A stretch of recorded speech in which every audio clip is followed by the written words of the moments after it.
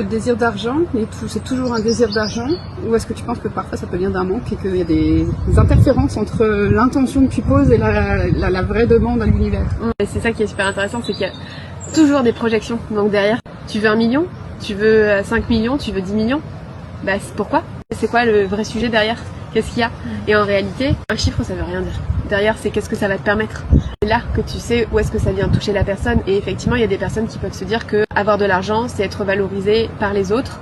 Et donc du coup, ils ont envie d'être valorisés par les autres. Et donc ça va partir d'un manque de je me sens pas assez aimé. Donc j'ai besoin d'avoir de l'argent pour être reconnu, pour être aimé.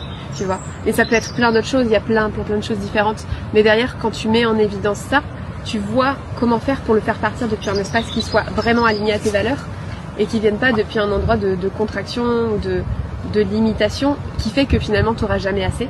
Et donc du coup, ça va toujours avoir besoin de combler un manque et de finalement être dans la poursuite de quelque chose que tu as l'impression que ça va te rendre heureux, alors qu'en réalité quand tu seras pas heureux non plus.